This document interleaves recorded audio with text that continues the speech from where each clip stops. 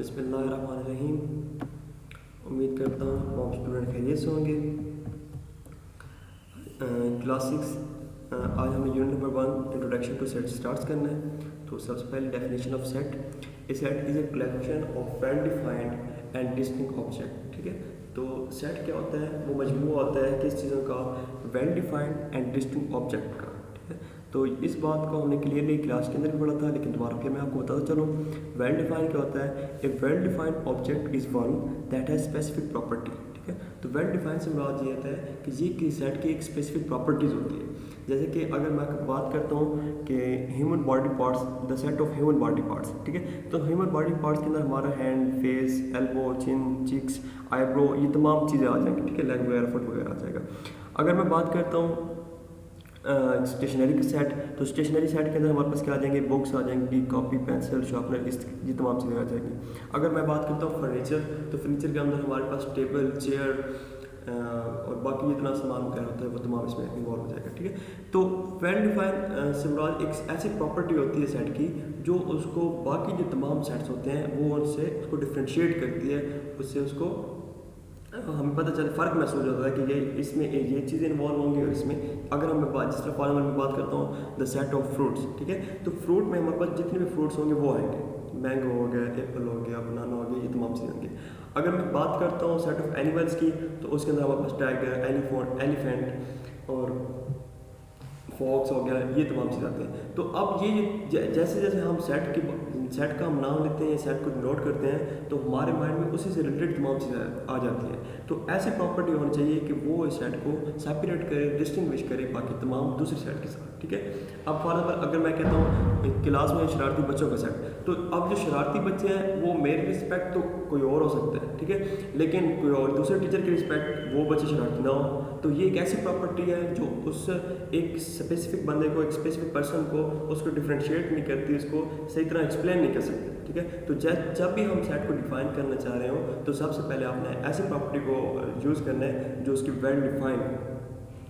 अब सेकंड बात आते हैं डिस्टिंक्ट की। ए distinct object is one that is different from other object in the set. ठीक है, तो डिस्टिंक्ट ऑब्जेक्ट वो ऑब्जेक्ट्स होते हैं जो सेट के अंदर क्या होते हैं? डिफरेंट होते हैं, वो उसको डिफरेंट करते हैं बाकी तमाम एलिमेंट्स के साथ। अब सेट को किस तरह लिखते हैं? Capital letter ABC are used to denote set and all element of the set are enclosed within curly brackets and separated by commas। ठीक है, तो जितने भी सेट को लिखने का तरीकाकार ये है कि सबसे पहले हम कैपिटल लेटर को डिनोट करेंगे, कोई ना कोई कैपिटल लेटर की डिनोटेशन देंगे, डिक्लेयर करेंगे, उसके बाद इक्वल साइन यूज करेंगे, फिर हम कर्ली ब्रैकेट स्टार्ट करेंगे और उसके अंदर जितने भी एलिमेंट्स होंगे उनको हम सेपरेट करेंगे कॉमास के जरिए और फिर हम कर्ली ब्रैकेट को क्लोज कर देंगे। ठीक है, एग्जाम्पल के तौर पर a set of first 5 letters of English denoted by a. ठीक है, तो उसने हमें एक स्टेटमेंट दे दी कि एक सेट आपने यूज़ करना है, उसको डिनोट करना है ए के साथ, और उस सेट के एलिमेंट्स कौन से हैं? वो है first letters of English, first 5 letter of English.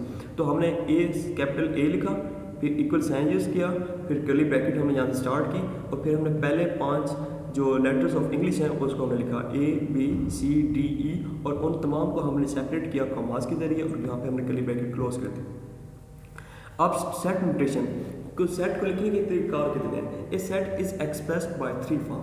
किसी भी सेट को बयान करने के 3 मेथड्स हैं। ठीक है, एक है डिस्क्रिप्टिव नोटेशन, एक टेबुलर नोटेशन और एक है सेट बिल्डर नोटेशन।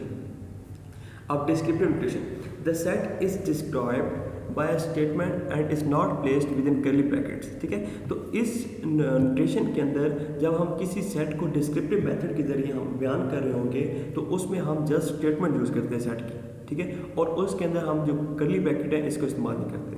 अब अगेन उस तरह सबसे पहले आप डिनोट करो कि किसी लेटर के साथ, कैपिटल लेटर के साथ, पहले हमने यहाँ पे एग्जांपल के तौर पर ए, यहाँ पे हमने कैपिटल लेटर के साथ ए डिनोट किया, फिर इक्वल साइन यूज़ किया, फिर उसके बाद हमने एक स्टेटमेंट लिख दी set of vowels in English. ठीक है, या set of real number less than 9, या set of even number between 10 and 20। यहाँ पे हम सेट को कर्ली ब्रैकेट के अंदर नहीं लिखते, ना उसके नंबर ऑफ एलिमेंट्स लिखते हैं, ना उनको सेपरेट करते हैं कॉमास के जरिए, हम जस्ट एक स्टेटमेंट लिख देते हैं। तो ये जो स्टेटमेंट है इसको हम कहते हैं descriptive method of descriptive notation of sets. ठीक है, इसके बाद आते हैं टेबुलर नोटेशन।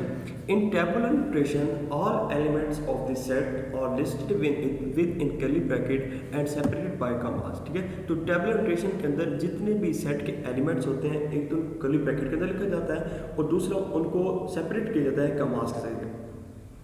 एग्जाम्पल के तौर पर जिस तरह पहला था तो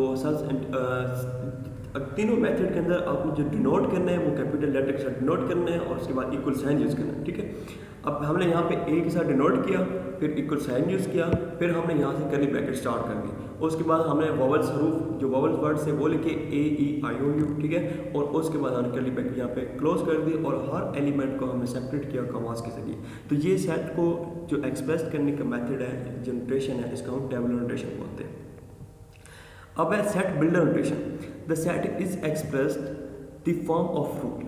ठीक है, तो इसमें हम जो सेट को बयान करते हैं कुछ रूल्स एंड रेगुलेशन को फॉलो करते हैं। ठीक है, फॉर एग्जांपल जैसे कि ये पहला सेट ए गिवन है, ए एक्स, इसको पढ़ने का जो रीड इस सेट को इस तरह करते हैं, पहले वेरिएबल हम इसको डिक्लेयर करते हैं, फिर हम ये स्लैश जिसको हम पढ़ते हैं सच दैट, या हम डबल कॉमा ये यूज़ कर सकते हैं। X such that x is a vowel of the English alphabet. ठीक है, दोबारा ये लिखा हुआ है the set is read that A set A is a set of elements x such that x is a vowel of the English alphabet। ठीक है, तो b जिस तरह होगा कि b is a set of element x such that x is a counting number less than 9।